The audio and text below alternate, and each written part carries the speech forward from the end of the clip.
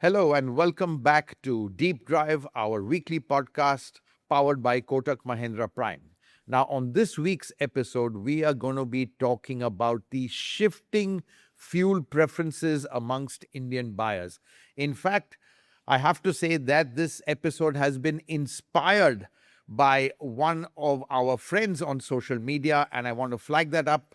Ferrari Rules 86 on Twitter. That's his handle. His name is Ankush. Ankush, thanks for providing us with fantastic data, which we're going to be used to talk about how Indian preferences are changing as far as fuels go, as far as alternative energy sources go. So I'm going to be talking about this along with Ketan Thakkar from Autocar Professional. Hormazd, I think a treasure trove of data. I mean, the data just blew me away with what we saw. We've been talking about it and hearing about the multi-fuel and multi-pathway that the Indian market is going towards, but it actually opened up my eyes to how significantly the market has changed. If I were to give details to our viewers and listeners, Hormazd, petrol used to account for 71% of Indian market around the COVID time. That share has gone down to almost 50%, 51%. So there's a 20% drop that has happened. Diesel, which used to be another critical alternative to petrol, used to account for about, say, 38% of share just before BS6. about 2018. Yeah, around 2018. That has dropped to almost 18%. So there's a 20% drop. And the thrust of the Indian government to move towards multi-fuel has seen a rise of CNG, rise of EV, and also rise of hybrid. CNG used to account for about 8 to 9% of the Indian market, say somewhere around COVID time. That has gone up to almost 23%. So one in almost every 4 cars sold today is run on CNG. EV share has moved up to 4.3% and strong hybrid has moved up to 2.2%. So clearly there has been a dramatic shift. In a way, the Indian consumer now owns a different powertrain vehicle. And all at the expense of petrol and diesel. I mean, it's interesting that, at one point you just had petrol, diesel, CNG, and that was it before COVID. And then I think you had the Tata Nexon kick off the EV revolution. And then, of course, regulation, Yes. which, to lower CO2, of course, emissions was there, but that was taken care of by BS6 and BS 6.2, which again impacted a lot of the powertrains Yes. because upgrading them meant that some were not viable to be upgraded and a lot of them got phased out. So absolutely right. I think it's fascinating. And I think what's really interesting before we go into each company is, the question is whether it's regulation or actual consumer demand that is really redefining powertrains. I personally think it's regulation Right. because I think diesel, we still have diesel in our blood. We've grown up with diesel. It's the fuel of the Aam Aadmi. It's the fuel of people who want value, and that traditionally has been what has really powered, a lot of the auto industry. Obviously, that's changing right now, and with regulations, diesel has been pretty much battered. Of course, first you've got the stigma of diesel, where everyone calls it very polluting. It has been polluting, no doubt about that. But I think with newer emission norms, it's coming closer and closer to how clean petrol is. And BS7, the norms are the same, the standards are the same. So, there can be no debate then that, whatever diesel emits is going to, or allowed to emit by regulation, will be the same as what petrol is allowed to emit. Interesting. So, but again, the whole cleanup of diesel to BS6 has taken its toll, become much more expensive. It's even changed the character of diesel. So, Yeah. in fact, diesels have become more petrol-like, which is good and bad. Interesting. The bad is that, it's from a cost point of view, they've become closer to petrol. They're not as efficient because of the cleanup Running cost, you mean? technology. Yeah, the running costs, they are expensive. Yeah, the running costs, exactly. They're expensive because of urea, AdBlue tanks, DPFs, all that adding to the hardware costs. And for me personally, that characteristic mid-range punch which was there in a diesel, that surge, that's also missing. And Oh. interestingly, I drove a E-Class 220D all the way from to Mahabaleshwar, normal run. I mean, it was just so super refined, so fantastic. But that I missed that diesel The surge. feel of diesel was Yeah, missing. that feel of diesel was missing. But I think clearly it's holding its ground now, led by manufacturers like Mahindra specifically, and of course, large proportions of, let's say, the, think products like the Creta and Mid-size Seltos, SUVs. which are about 30-40% diesel right. still. That's right. So I think diesel also holding its ground, Ketan. But I think what's interesting is the rise of CNG. Clearly Absolutely. seen as an alternative, I think, even for the private sector. Indeed. Private buyers. Indeed, Hormazd. I think with the distribution getting better and better, the government of India had come out with a vision in 2015 that they wanted to reach out to 10,000 different cities, or 10,000 different pumps, rather, not cities, 10,000 different locations where the CNG station could be there. And plus, always the challenge was with regards to the long queue. So those queues have been rather distributed, and Maruti has played a very critical role there. And for all those fuel efficient buyers, Maruti has ensured that there's CNG option available right up to the mid-size SUVs, which was not the case in the past. And Tata Motors and Has also Hyundai, jumped into it. Yeah. Tata Motors and Hyundai have made it even better. They've come out with dual cylinder CNG that has taken away the challenge of the space and the boot. So along with the expansion of infrastructure and of course the cost still remains lower when compared to the other fuels, it helps the Indian government with regards to the import bill, which is our biggest priority from the Indian government side. So expansion of infrastructure, lower cost, more options being made available has ensured that CNG has risen from 9% to 23%. But if you look at Maruti Suzuki's portfolio, Maruti Suzuki literally diesel has displaced CNG. Right. Yeah. So let's take company where let's talk about Maruti. So I think Maruti clearly, as you said, CNG has displaced diesel. Yes. But if you see, I think their market share, they lost straight after diesel and they never got it back. Absolutely. So whatever they say that, diesel was not the fuel of the future, we know why they got out of diesel suddenly. Yes. We've done a whole podcast on it, not because of lack of consumer demand, but I think it was more a technical issue. And I think also at that time, Ketan, I think what gave diesel a knock was the narrative from Maruti, the biggest automaker, saying that, basically diesel is bad. Go for CNG because they were not going into diesel and all these ads which showed the TCO of diesel not being that attractive. Obviously, that also impacted diesel demand to some extent. But let's talk about Maruti. I think clearly their focus, petrol and CNG and hybrids to a certain extent, but nothing else. Absolutely, Orvad. I think just before BS6 was implemented, about 500,000 vehicles were powered by diesel at Maruti Suzuki. So Maruti had a hard task of displacing that with CNG, and hence there was that thrust. They had to make that option available, otherwise they would have lost big time. Because even at that point in time, the share of diesel was somewhere around 21-22%. Of course, it corrected because of the BS6 and a lot of these models going away. But the pivot has happened. That's right. So I think let's talk about the drop in diesel. And I'm looking at Ankush's data here, and he's also nicely put it in a slide, which is also there on his social media handle, Ferrari Rules 86. Diesel, it collapsed from 38% to 21% in 2020, around the BS6. Right. I think at that time, I don't know, we did a study about some 17, 18 diesels just went out of the market. Absolutely, it did. And so what Maruti had to do was displace it with another alternate powertrain. Yes, diesel did not make sense in the smaller displacement portfolio, which is for a lot of OEMs. I mean, if you saw that, I think a lot of let's say the smaller models, the diesel went out over there. Honda also went out of diesel by then. So I think, you had cars like the Tiago, all these models which didn't have a diesel going forward in BS6. So, I mean, given the compact dimension of their portfolio, it was natural for them to move towards CNG, or else they would have lost share big time. And the company is sitting on its lowest ever share in the last decade and a half because of exiting from diesel. But yes, CNG today is massive as part of Maruti Suzuki's portfolio. In fact, in the first quarter of this calendar year, the share had even gone up to 40-41% of its total portfolio.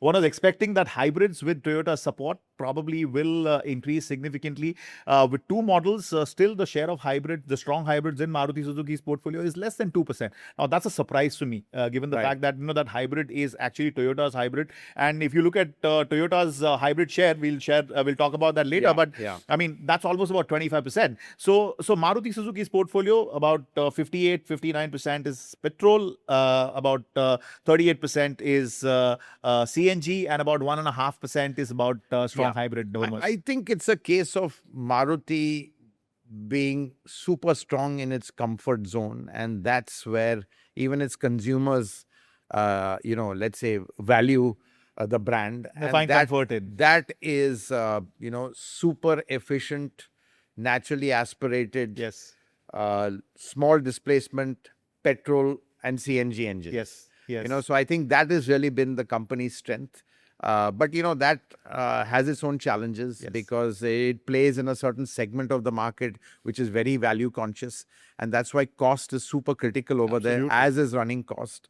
No one else can fight Maruti on that. I mean, Maruti is absolute kings in that segment. I mean, their engines are the most fuel efficient today. Absolutely no doubt about it, Right. So from a running cost point of view, they are unbeatable in that sense.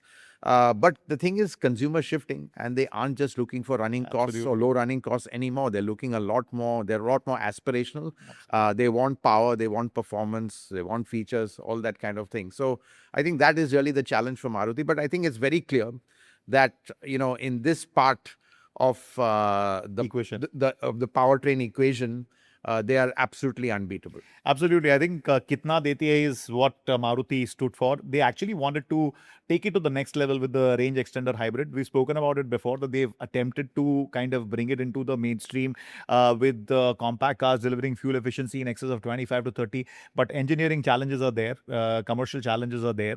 So we are yet to see the light of the day with regards to range extender. But one can expect Maruti to continue to work on it and probably bring in more hybrids in the future. But for now, Hormazd, Maruti continues to play to its strength, but market is moving up, like you said, and the fear is the average price points have crossed 10 lakh. That's right. The average size has gone beyond 4 meter. I mean, more and more cars are sold while sub 4 meter continues to be large, but increasing share is moving towards 4.2 meters and above, and that is where Maruti needs to address its game, or else it is going to be difficult for them to pull back the lost share. That's right. Absolutely. I mean, if you just see their market share, I mean, or let's say their powertrain mix. Yes. Clearly, petrol, CNG, and the others very, very small. So I think that's something they have to address. But going to Tata Motors, I think really looking at their success is they have really kind of embraced a multi-powertrain strategy. Absolutely, almost. No hybrid as yet, but we know that's in the works. Everyone's looking at that. And clearly, I think, one would thought that was also predominantly diesel-driven company like it was earlier, in the days of, let's say, the earlier Safari and the Sumo, and all these products, and even the Indica, which was very diesel-oriented at that time. But I think they've really kind of pivoted a lot to multiple powertrains and, of course, leaders in the EV space. Absolutely. So I think in that sense, part of their success really is the way they've embraced multiple powertrains. It's phenomenal, Hormazd. I mean, I'm glad you mentioned about their diesel share. Surprise. I think the diesel share of Tata Motors at the end of calendar year 2025, as per the data that our friend has shared, was just about 11.5%. And what was it in 2018? 2018, Hormazd, it was about 45.9%. So 45 to 11. Phenomenal shift. Yeah, phenomenal that's right. shift. And I mean, we know Tata Motors of driving the change when it comes to EVs. The EV contribution at Tata Motors has gone up to almost 13%. And it is their stated intent that they want to move to 30 to 50% by the end of the decade. And they have the portfolio to support that with. But another interesting shift at Tata Motors has been the CNG shift, Hormazd. It used to be 4.3% at the end of 2018. That has moved up to 28.5% as far as the first quarter of this calendar year 2026 is concerned. So there has been a phenomenal change, and again, making a CNG more aspirational, dual cylinder, addressing the space part. I think Tata Motors is one company that has addressed this multi-pathway strategy brilliantly, and it has helped the company move. In fact, their volumes are more than doubled in the last 4 to 5 years. And that you got to give credit to the multi-pathway approach that they've adopted so far. And I think, in fairness, even companies like Hyundai and Kia have had multiple options as well. I mean, they've got into the EV space not as successful, both the brands, and they've got this Also, good petrol and diesel mix. They've pursued with diesel. Right. Their 1.5 U2 engine, which Yes. is really the staple diesel engine, which is powering a lot of models. Very efficient. It's quite expensive for them actually because Yes. it's pretty high tech. So just looking at Hyundai also, I think they've also kind of let's say hedged with a lot of powertrains here. Interesting, Hormazd, that Maruti keeps talking about expanding the addressable market because of lack of diesel. They're not there in 18% of the market, and in the EV space they have a very minuscule share. So if you were to see, Maruti Suzuki is actually meaningfully playing in 80% of the market, and even within that 80% of the market, Hormazd, the mid-size SUV portfolio or the mid-size vehicle portfolio again is very weak. So Maruti is now becoming like this compact car player, which is becoming increasingly distant from where the Indian market is moving, and which is clearly why we are seeing the shift in market share at Maruti Suzuki. I hope they address it in the future. They have the vehicle architecture. Hopefully with Toyota, they'll be able to address it in the But future. still amazing, their sales have been rocking. I mean, in a way. Yeah, true that. Yeah, so they Yeah, you must give credit. you Credit must to the give company credit to that with what they have. I think again, it's a question of no competition there. Yeah. Competition has vacated that space. Yeah. So that space is all theirs to play in. Absolutely. And I think very true. also is a pretty large space, and I think that's where they're winning. No, I'm glad you mentioned that. 1.8 million cars, and if you were to look at subsegments in hatchback, over 60%, 70% share. In sedans, because of Desire, more than 50% share. MPVs, more than 50% share. Vans, more than 90% share. Exactly. So yes, in the zone that they play, they are massive. It's the challenge is in the categories where they don't have presence, right. and which is where market is growing. So I just hope they address it. I think they are trying to find that midway of that subcompact SUV to address the mass market. That's something that is going to play out in the next 2 to 3 years. So that's going to be quite critical from Maruti Suzuki's perspective, Hormazd. So interesting, Hormazd. I think the Hyundai Kia is the only company that has mirrored the market transition. If you look at their diesel portfolio, Hyundai is at 20% and Kia is at 30%. The EV penetration again, rather small, in line with the market, and the petrol has aligned with the market along with CNG. So I think Hyundai Motor Group per se have managed their alternate transition very well, and with the hybrid coming in the future, I think they are playing their powertrain strategy rather smartly. And they've even got a CNG option, which I don't think Kia has. Yes. So the share of CNG in 2018 for Hyundai was about 7.9%. That has increased to 16.8%, so almost doubled. And yes, in case of Kia, we don't have a CNG, and they want to introduce that as an alternative. So probably the only group to have a very well distributed strategy, and with the hybrids coming in the future, I think they've got their powertrain strategy sorted, but now they desperately need new models to address the market. Right. Absolutely. And I think we know they're going to be coming in with hybrids in a big way and more EVs. So I think, look, Hyundai, Kia, one thing they have is global resource, global tech, and they are very much locally entrenched also. So everything will be localized. A very, very powerful combination, Indeed. of having, let's say, strong domestic presence Yes. to leverage the domestic cost structure as Absolutely. well, and global technology. Absolutely. But as you said, they need more models. Absolutely. Let's talk about Mahindra, Ketan. I mean, clearly, it's been a staggering success story of a brand that really has, if you look at it, played in a very small part of the market. Absolutely. And yet achieved such phenomenal numbers. And when I say small part of the market, I'm talking about SUVs. Well, it's a big part of the market, but they're not in hatchbacks, they're not in sedans. Yes. So again, the addressable market is not 100%. Absolutely. And if you Phenomenal see their story. price points also, they are again much higher. So within this, amazing performance. What a phenomenal story, Hormazd. Phenomenal story. I think a smaller addressable market and number 2 in the country. Unbelievable. It's just phenomenal what they've done.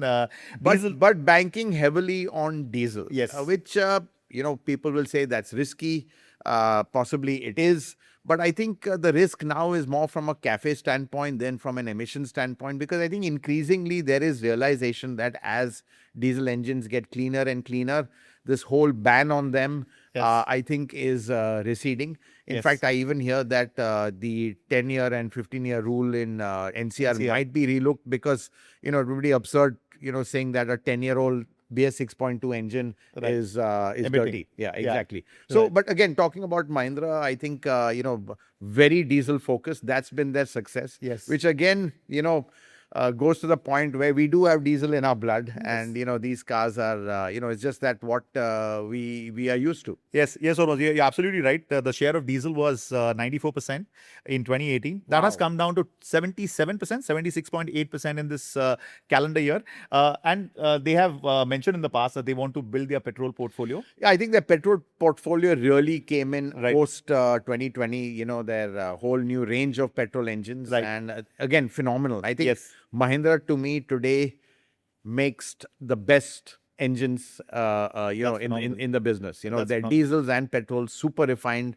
Fuel efficiency is a challenge, not very fuel efficient because they're heavy vehicles fundamentally. But again, Mahindra customers don't really value fuel efficiency as much as, let's say, a Maruti customer does, or even a Tata customer. But overall, I think their as engines go, very, very sorted, and that really is the heart of the appeal of their products. Absolutely, and that is what led to the rise. So the petrol share, Hormazd, used to be about 4.8% at the end of 2018. That has gone up to 16.2%. Rather, it had gone up to 18.1% in 2025. It has slipped a bit to 16.2% this calendar year, but the EV share has significantly risen. So I think, honestly, even on EVs, they may not have met their own internal targets or what they said they would meet. But if you see from 0 to where they are, 7% today, phenomenal. Yeah, I think that's really quite amazing. And I think their B models have, or their XEVs have really done well.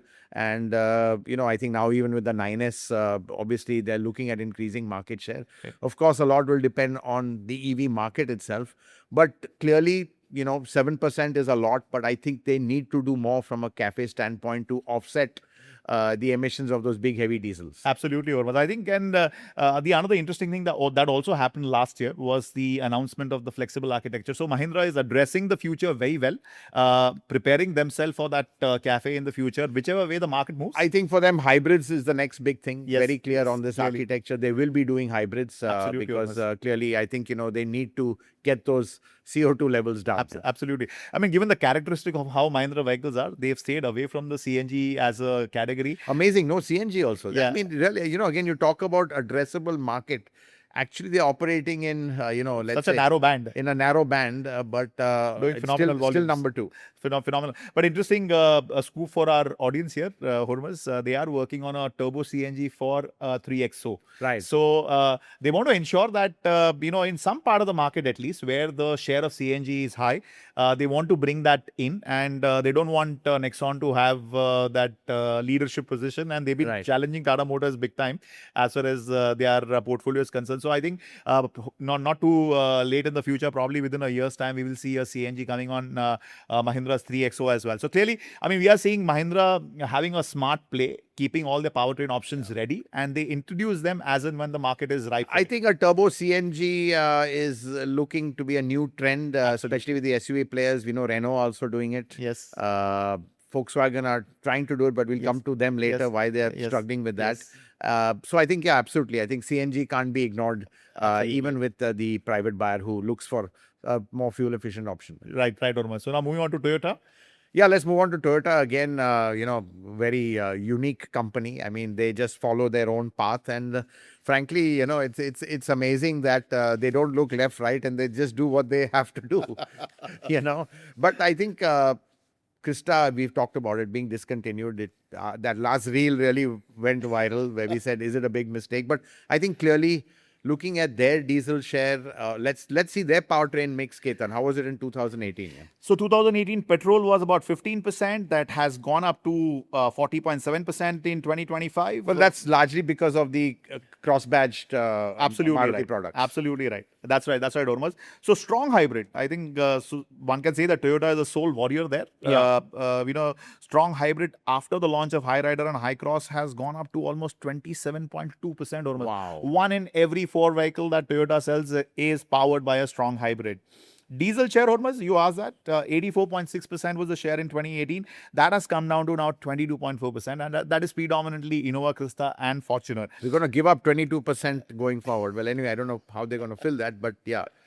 Yes. And as far as CNG goes, the share was minuscule, about 0.7% in 2018. That has improved to about 9.7%. So again, a very well distributed powertrain at But Toyota. you know, how much did you say hybrid was? 27%. 27% at But- the end of 25. And Maruti is, having the same Shocking. products. Shocking. Less than So- 2%. I think, really what it tells me is how powertrains are perceived even brand wise, or let's say brands are perceived powertrain wise. Powertrain-wise.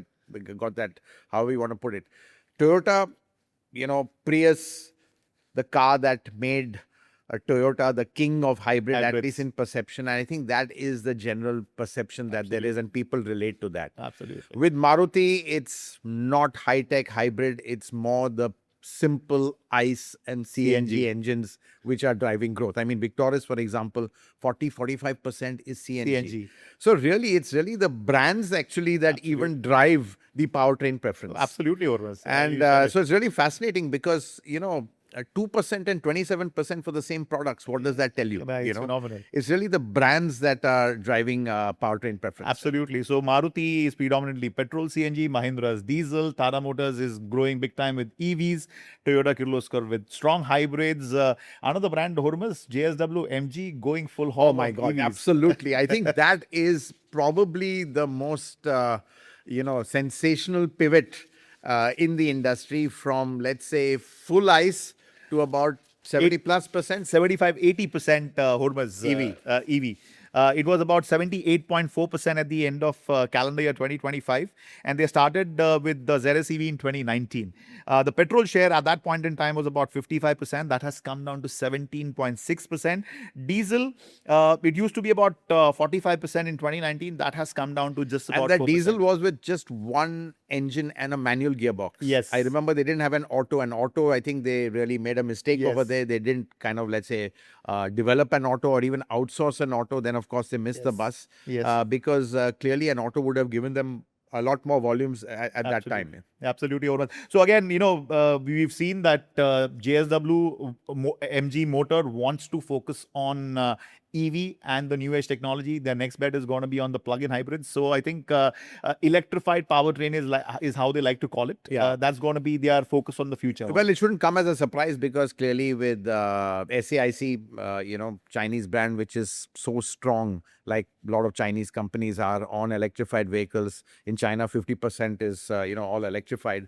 So clearly, I think the technology focus is there. That's where the investment is going in EVs and hybrids. Right. Let me bring in Honda Cars India. That's an amazing company. I mean, we've often spoken about how it's a case of Honda, ever late Honda. I think if there was a prize for the worst timing, it would go to Honda. Absolutely, Hormazd. I mean, it's... So I think even with diesel, they came in really late. Yes. They missed that absolute diesel boom. And then soon after, BS6 came and they got out of diesel. As diesel was waiting, they exited at that point in time. They started with hybrids quite early with the Civic hybrid, don't forget. Yes, absolutely. And then even the City hybrid. Yes. Totally overpriced it. Yeah. Elevate should have been with a hybrid when they launched it. No hybrid. And, we've seen what Toyota's doing. Absolutely. So, it's really, they've been out of sync and out of step with the market, And, I think really it's crazy. telling. The ratios are inversely proportional to what the market is doing. The share of petrol in 2018 at Honda Cars India was 64%. And that has increased to 95% right now. With diesel gone. It's crazy. Diesel was about, say, 31%. Now it's zero. So CNG was about 4%. That has increased a bit to about 7% at the end of 2025. But that's also coming down. So 95% petrol, 3% CNG and 1.4% of strong hybrid. That's the mix as far as 2026 is concerned. And Ketan, what we are not talking about is the volumes. Yes. I think the volumes as a result have also dropped dramatically when absolutely when you're limited to just a few powertrains. I think that's what we need to talk about also, like maybe except for Maruti, which is an exception of increasing their volumes in that small, let's say in the addressable space that they are, not the entire market. But I think Honda volumes have dramatically dropped because they've really phenomenal shift, Hormazd. I think more than halved. Their volumes have dropped more than half. It was 165,000 at the end of 2018. That has come down to about 65 to 70,000 at the end of 2025. Right. So it's crazy as to how you move out of the powertrain and your volumes take a significant knock. Maruti, a classic story. Honda, another classic story here. And Ketan, let's talk about the best of the rest, playing in a very small sub 5% market share, all of them. I think Volkswagen Skoda, Yes. again, another company so strong in diesel. In fact, they are were the masters of diesel and the masters of even fudging diesel emissions. That's where Dieselgate happened. And clearly, I think, there's been an absolute about turn and pivot away from diesel. Yes. For obvious reasons, but that again has hugely impacted market share.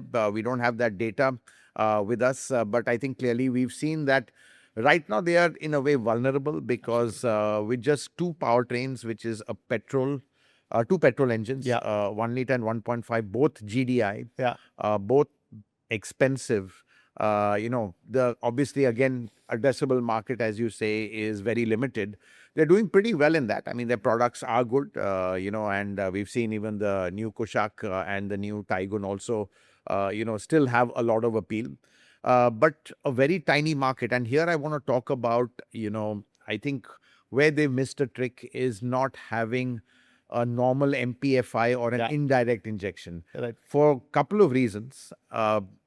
They're much cheaper to manufacture. You'd save about 50 to 60,000 rupees.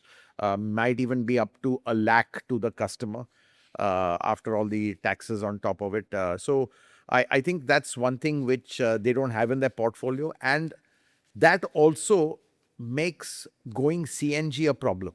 Right. Because to develop a CNG on a GDI engine is very expensive or almost impossible.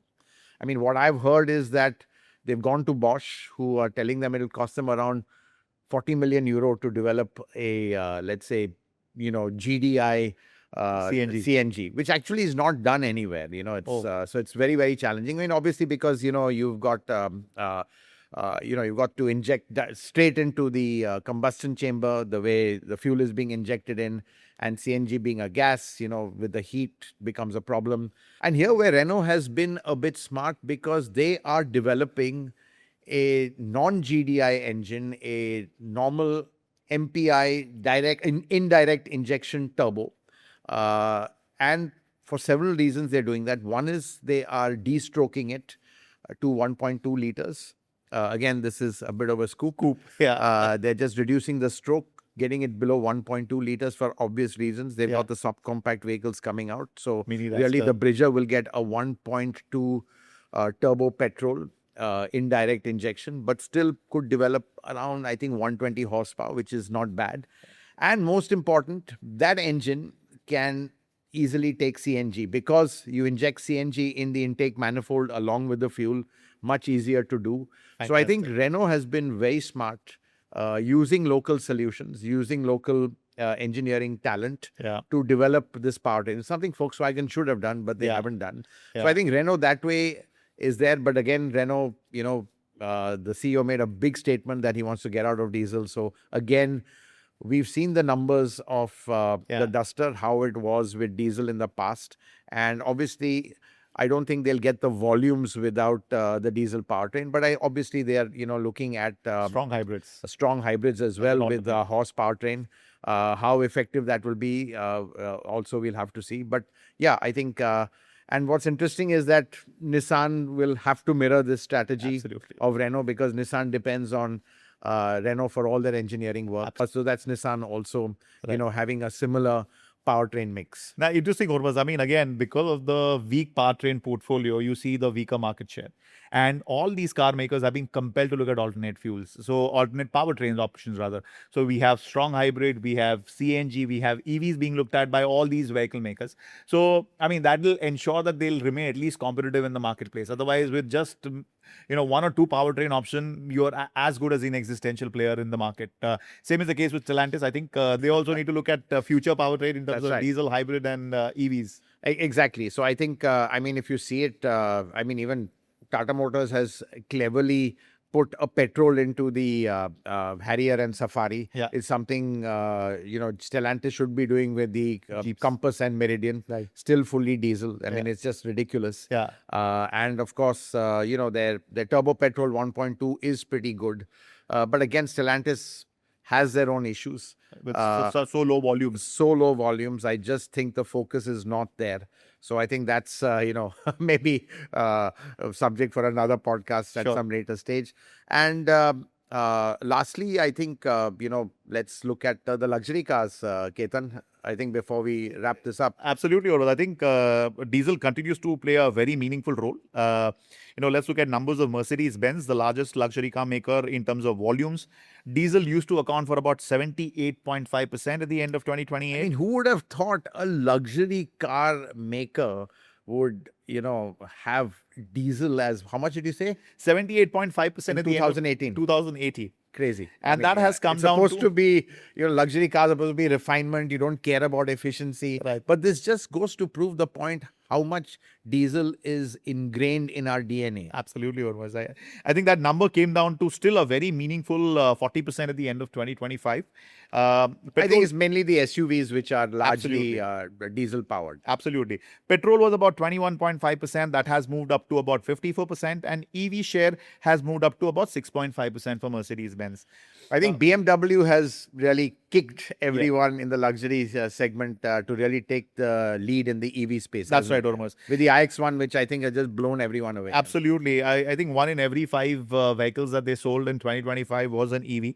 So EV share has shot up from 1.5% in 2022, which is when they started selling, to about 19.5% in 2025. The petrol share has increased from 13.2% at the end of 2018 to about 61.1% at the end of 2025. Diesel share, it used to be about 86.7% Hormaz in 2018. That has come down to now 20%.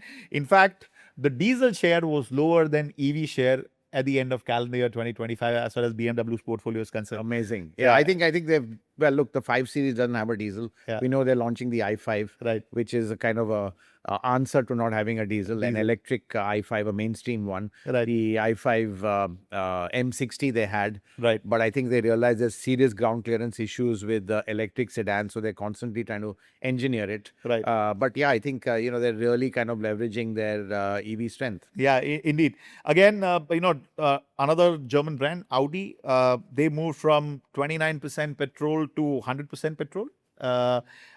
They had EV in their portfolio, but because of supply challenges, we saw their EV share move up to about 3.2% in 22, from 1.3% in 21, to end at about 1% at the end of 2025. And diesel share, 0 at the end of... I think, again, it is such a mistake the European manufacturers have done, just exiting diesel in 2020.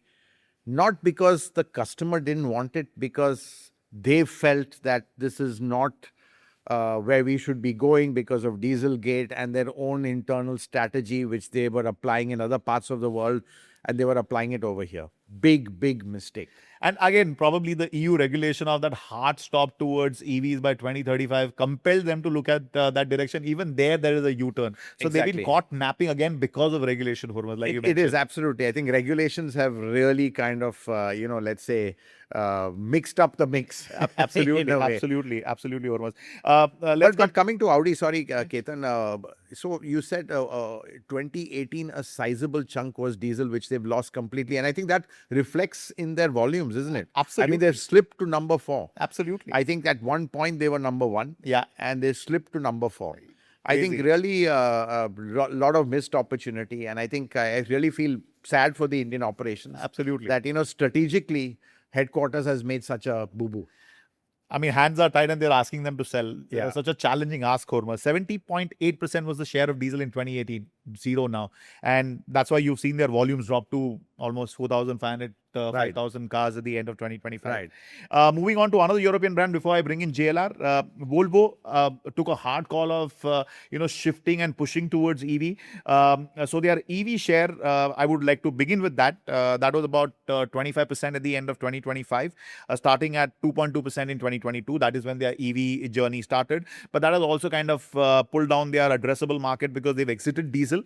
Their diesel share was 98.8% in 2019.